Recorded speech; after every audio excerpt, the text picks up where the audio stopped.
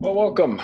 I'm John Mercer, president of the Las Vegas Triathlon Club, and I am going to go over the standard operating procedures that we needed to submit and get approved by the National Park Service in order to hold our swim-only event. This is great to be able to have an event.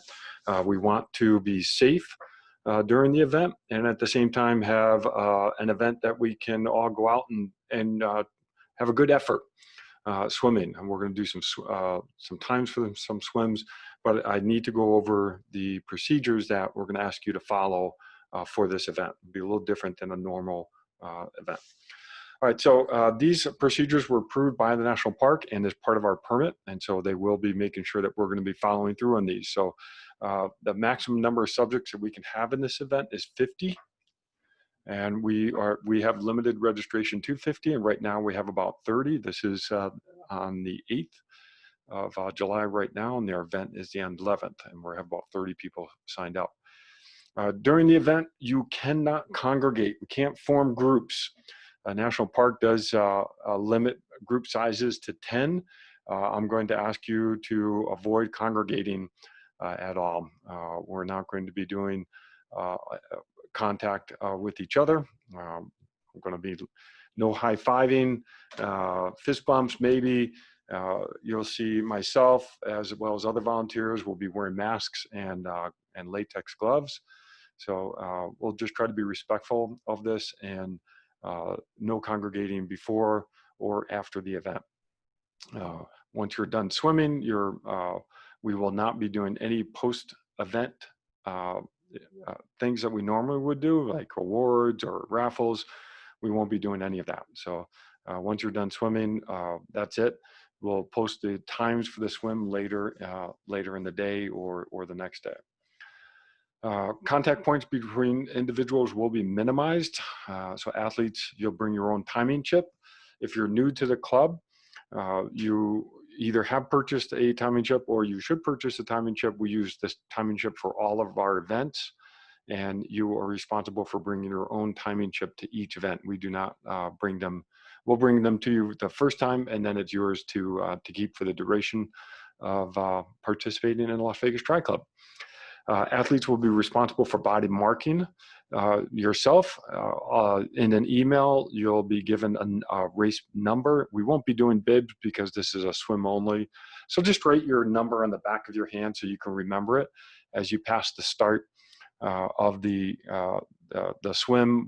The volunteer will be writing down your bib number. So just yell it out, and writing it down, if you're like me, you'll forget it as you go along. So it'll be good just to have it on your wrist and on the back of your hand, and you can yell it out. We will not be doing any pre-event packet pickup. This SOP was actually written when we were thinking of doing our aqua bike. So no packet pickup. We won't have anything for you. You'll just have your race number. No food and drink will be provided. So you need to be entirely self-sufficient. There will be no aid stations. Now, again, this was for the aqua bike. We're just doing the swim only, so obviously no aid stations for that. And even when we get to a triathlon, we'll go over this a little bit more. Face masks will be worn by the volunteers. There will be no post-event gathering for awards, raffles, or any type of recognition. And this was written to start in groups of 10. We're actually going to rolling start, and I'll go through that in just a minute. We'll have kayakers out on the water, and I'll go through some safety points regarding kayakers. If you need assistance, make sure you yell out to get the attention of the kayaker. That's the best way to have them come over and help you. If you're swimming along and you see someone needs assistance, stop and yell out to our kayaker. Don't try to make a save yourself unless you're trained to do so. The kayaker is ready to come over and provide assistance. No bike racks because we're just doing the swim. No check-in, pre-race briefing. This will be your pre-race briefing. Please, this is important. If you have tested positive for COVID-19, if it's been within the last 14 days, you cannot participate in the event.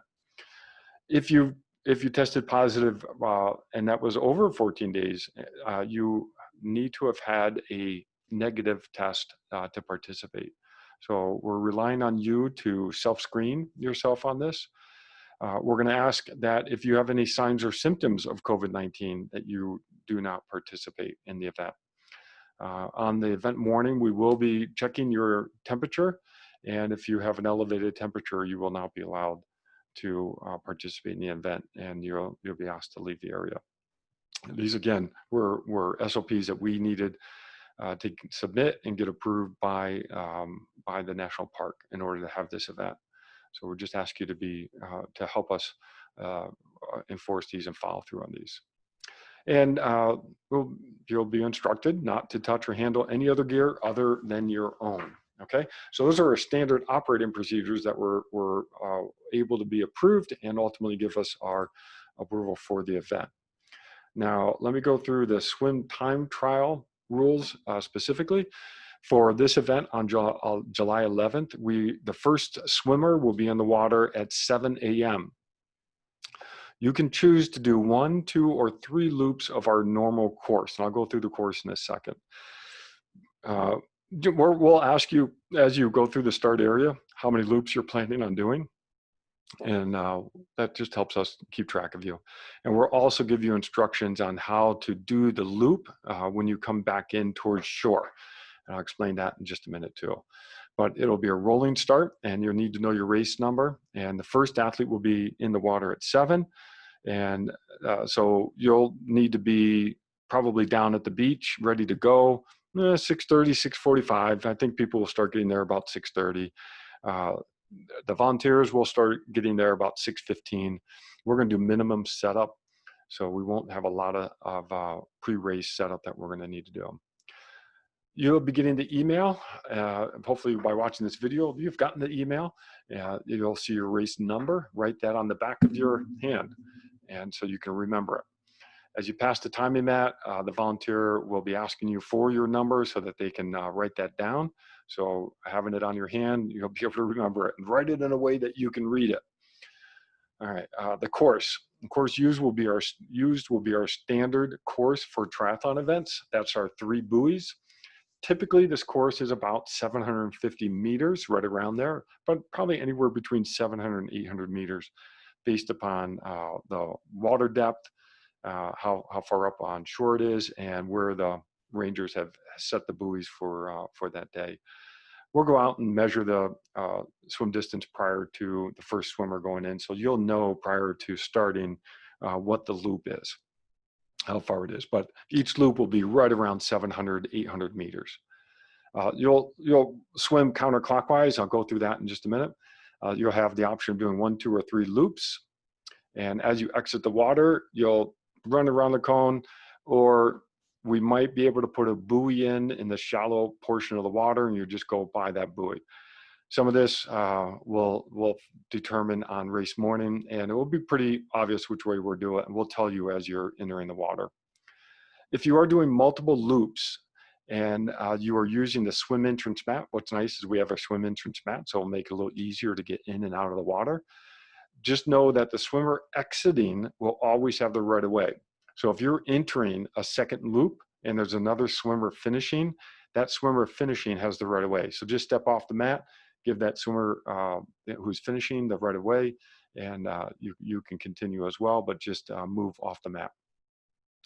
We'll have the timing mat at the start and the finish. You'll need to cross the timing mat at both those points at least. Bring your own timing chip, and if you're new to the club, make sure you purchase the timing chip, and we'll have it for you if you don't already have it. The start will be on land. It'll be a rolling start, 1 athlete at a time, and they'll be spaced about 15 seconds apart. We do have a mat that we'll put down that will make it easier to walk in and out of the water. The mat is only about 30 feet long, but that should be far enough to get you in the water to where you can start swimming. Your time starts as soon as you cross the mat.